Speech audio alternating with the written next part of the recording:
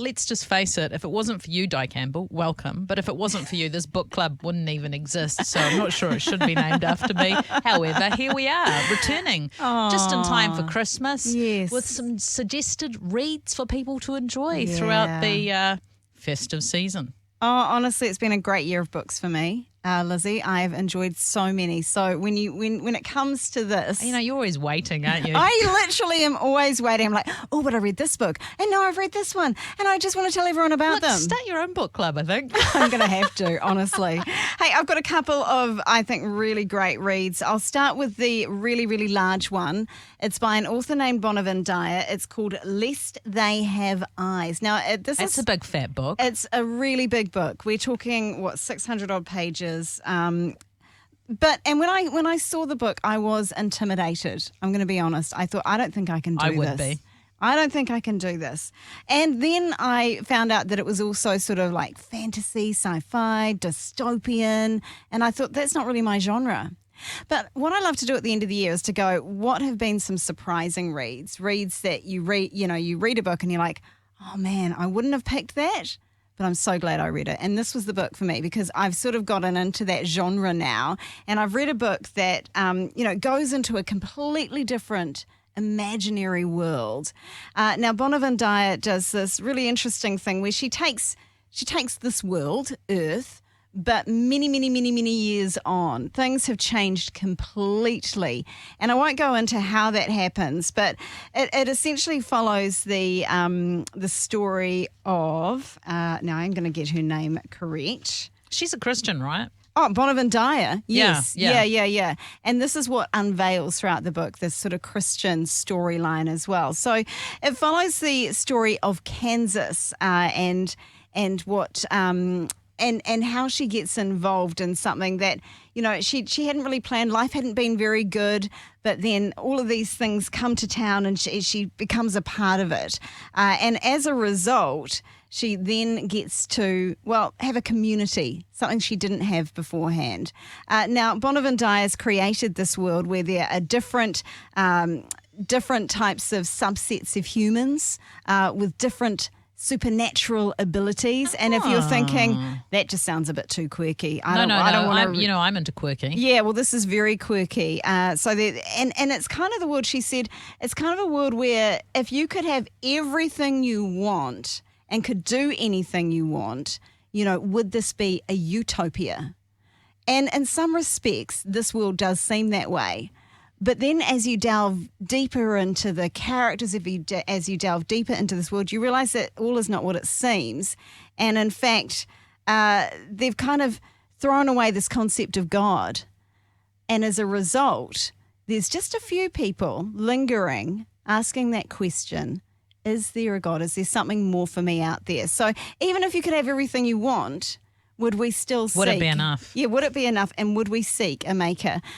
Look, it's a really great book. I'm not going to go into too much of the storyline, but I was captivated. And look, if you've got a young adult in your household, this is it's not a young, it is a young adult novel, but it's also an adult novel. Yes. But I reckon young adults would absolutely love this. So with that Christian content, and it really does unveil throughout it, maybe this is something you want to get your kids, just saying. The name again? Is called Lest They Have Eyes. Lest They Have Eyes. Yeah. Now, my next book, this was a surprise too, but not a surprise. Now, Lizzie, I went through an Amish novel phase. Do you recall that? You and your Amish novel phase, I'm well aware.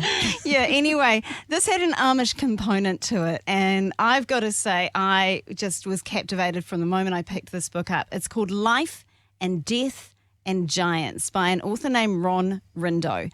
It is not of the Amish genre, so don't go into it thinking it's got that sort of lovely, gentle feel to it, because there's some kind of gritty bits in this story as well. But essentially it follows the story of little Gabriel. He was born into this world as a massive baby. Okay, and sumo-sized. Yeah, sumo-sized. And as it turns out, he has giantism. So he grows at a rate that is absolutely incredible. You've got Is that a real thing? Yeah, no, there are giants.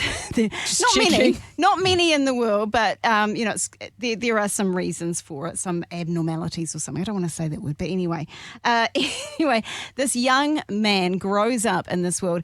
Not only is he very, very tall, but he also has this really amazing connection with animals. He is kind of a gentle soul, but he also has incredible athletic abilities. So, what would the world be like, or how would the world treat someone like this in this century? Well, you can kind of imagine where that would go. Like in the olden days, they would have gone to the circus. I know. Yeah, these days, where would they go? And it kind of imagines that. Now, the Amish bit is this young man's grandparents are Amish, so he actually ends up growing up with his Amish grandparents. Obviously, they keep away from the world, but when you've got someone of this size with that kind of ability, the world just comes to him. Yeah. So what does that look like? There are some hard things in there, so it's not exactly like an easy, gentle read, and you're getting the perspectives of different people that see the world maybe not in that sort of Christian way, but you also do have that Christian perspective from his grandmother. Because, as an Amish woman, she has a really big faith. So I quite like that juxtaposition between those two elements. There we go. I'll give you the name of the book again. It's so good. Life and Death and Giants. Di reads loads more books than me, public confession. That's why this book club doesn't happen as often, because I'm slower reader. But you love reading. I Once love you reading. get into a good I book, do. you are all in. That's I the am. thing. She's all in. I am in. Yeah. So here's the thing, though.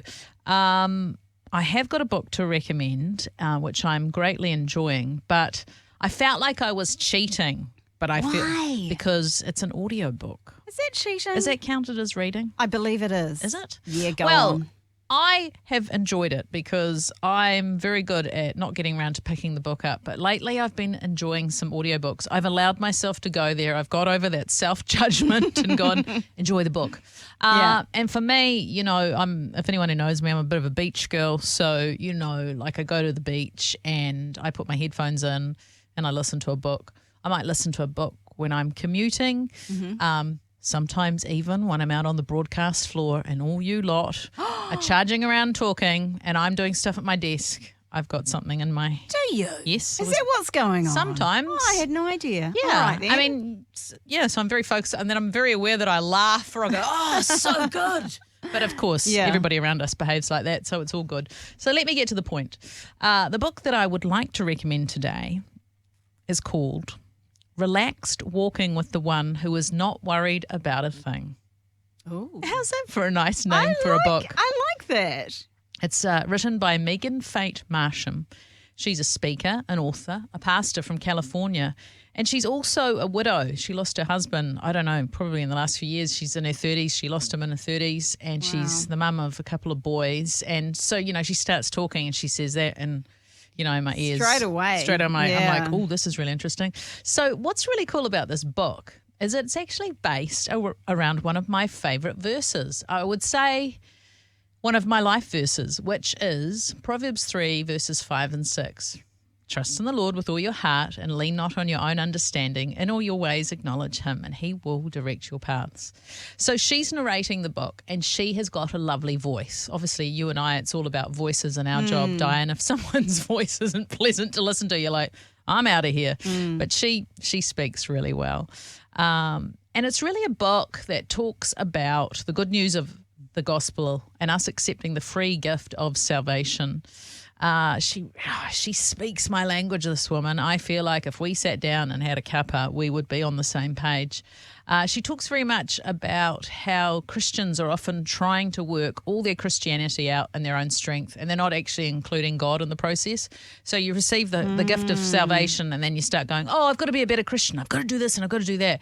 And she's very much, okay, at that point, don't just take off. Turn to God and start dialoguing about that stuff. Have him in every part of your journey. So within the book, it's broken into chapters that is breaking down the scripture. Chapter 1, trust in the Lord. Chapter 2, lean not on your own understanding, that kind of thing. It is a little bit repetitive. She's going over the same thing, but I like that because you can't just hear something once and get it. You have to have it sort of fed in layer upon layer upon layer. It's not dry and boring. Like, as I mentioned, she's got a nice voice, and she shares some stories, some life stories, some of her own stories, some other people's stories that make you go, oh my gosh. And, you know, I think people could cry when they listen to this book. But there's some fun facts too. I learnt that Cookie Monster has a name. Did you know that, Di? No. His name is Sid. What? So there you go. Cookie Monster has a name called Sid. There's little things No like idea. that. But one of the things that she said, which was just so epic, is she talked about this saying that you'll hear a lot of people say, God helps those who helps themselves. You know?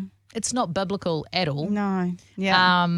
And she points that out, and I have heard that before, and she starts quoting Philippians chapter 2, verse 13. It says, it is God who works in you. For it is God who works in you to will and to act in order to fulfill his good purpose. So we take the reins and think, okay, this Christianity thing, I've got to do it.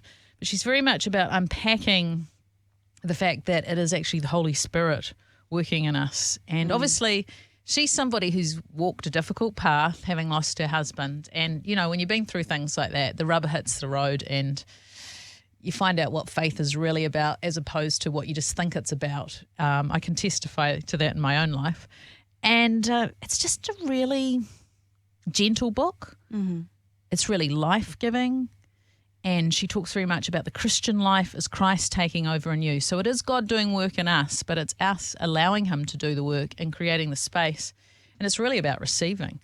But, you know, it's dialoguing with him, and we can just be released of this obligation of having to have it all perfect. She talks about Christians being very caught up in moralism, doing the right thing, but losing the point of the good news or the gospel.